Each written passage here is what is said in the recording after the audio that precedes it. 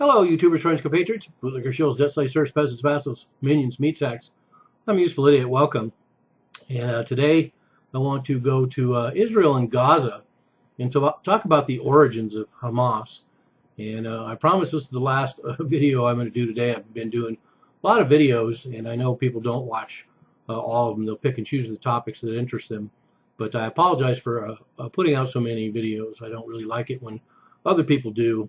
But I've had a lot of catch up to do after not doing videos for 9 months. So anyway, let me get back to the story here, and it's basically a discussion of how another example of Israel, for example, creating a monster they couldn't control. And we have a lot of kinship to the fact that Saudi Arabia and the United States and Israel and Turkey have created monsters they can't control.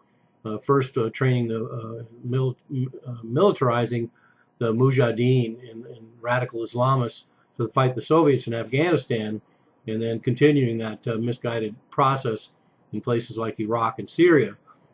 But anyway, let's get to the story, because as it turns out, in 1967, after the Six-Day War, Israel took over the West Bank and Gaza and started its occupation. And at the time, Nasser in Egypt was very hard on Islamic militants, and so a lot of Islamic militants ended up moving into the areas of Gaza and in Israel. And it was at this point that Israel released Sheikh Awad Yassin from prison, and he was jailed in 1965 by Nasser. And then he ended up in prison in Israel, and then he was released. And he is the future founder of Hamas. So the idea was to essentially create a more Islamist group that can compete with the Palestinian Liberation Organization and its relative secularism, and to kind of divide and conquer. But there's other factors in play as well. But in 1973, the Israeli military was in charge of the West Bank and Gaza still, and they allowed Sheikh Yassin to establish what was called the Islamic Center. And then with Israeli support, Yassin's Islamic Center gained control over hundreds of mosques and charities and schools, which are used as recruiting grounds and centers. And then in 1976, Yassin formed the Islamic Association, and formed hundreds of different subgroups in Gaza. In 1978, the Israeli government gave this same Islamic Association a license over the moderate Palestinian objections. Yassin also received funding from Saudi Arabian business interests. So if we find out early on that Saudi Arabia and Israel are collaborating, once again, to try and use radical Islamists to advance their own agendas, and hoping they can control them. Saudi Arabia government even cut off the funding eventually, because they considered Yassin a tool of Israel. So even Saudi Arabia that early on recognized that Israel was just using Yassin as a tool. And we have a lot of accounts of people talking about these very events, and talking and characterizing it as I am, that essentially Israel ended up creating Hamas, not knowing what they were unleashing. Anthony Kordsman from the Center for Strategic Studies said that Israel, quote, aided Hamas directly. The Israelis wanted to see it as a counterbalance to the Palestinian Liberation Organization, unquote. And then we have Charles Freeman, who said that, quote, Israel started Hamas. It was a project of Shin Bet, which thought it could use them to hem in the Palestinian Liberation Organization, unquote. And it was for a long time, let's be fair though, Hamas was essentially a social organization, and operated in relief programs and indoctrination, and a move back towards a more radical Islam. And then in 1987, Sheikh Yassin formed Hamas proper. So Hamas basically grew out of this Islamic Center, and Hamas was the military arm of this new Islamic Association. So that's basically the route in which Israel created Hamas itself, in the hopes that it would counterbalance the PLO organization. And I've had a new viewer point out recently that he felt like the PLO had transformed into Fatah, and that Hamas and them were in competition. But that's a possibility. It's certainly a complex situation. And a former CIA official even said that, quote, described the Israeli support of Hamas as a direct attempt to divide and dilute support for a strong, secular Palestinian liberation organization by using a competing religious alternative, unquote.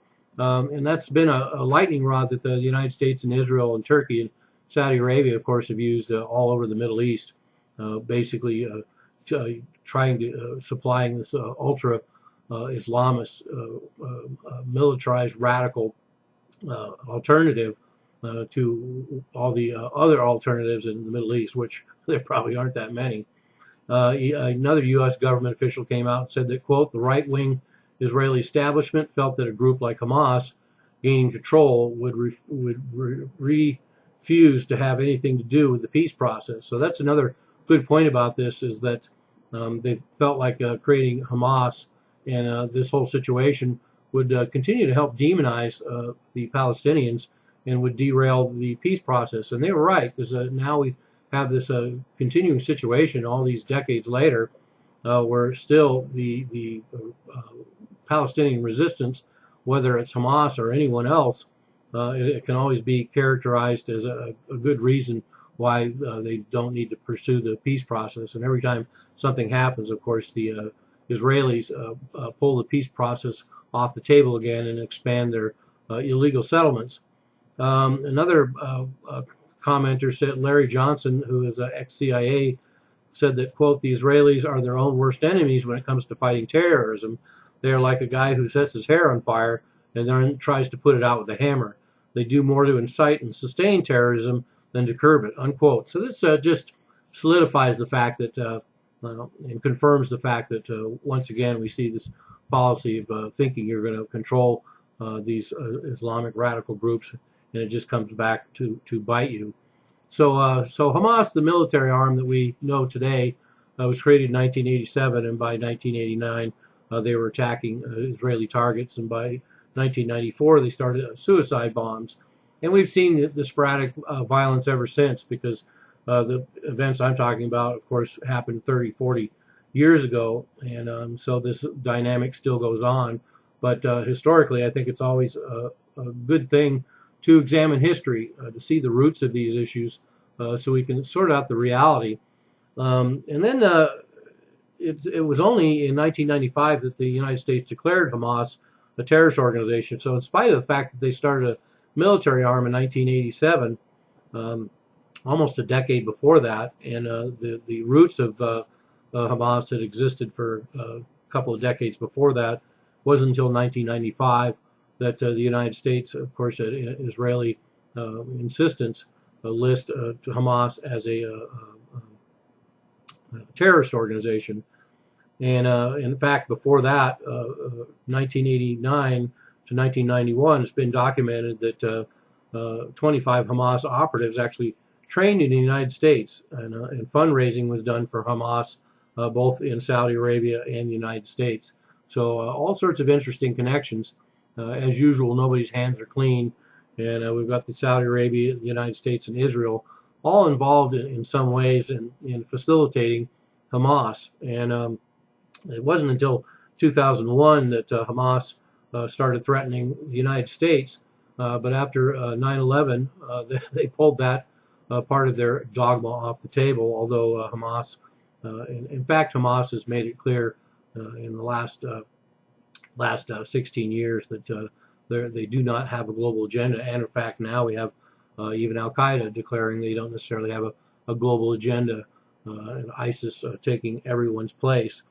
And so there we have it. Hamas,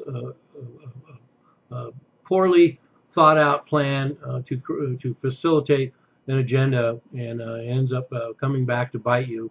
And the United States does it, Israel did it, and just another example of the counterbalance and complexities and seeming contradictions that go on in geopolitics every day. I'm a useful idiot, don't you be one too?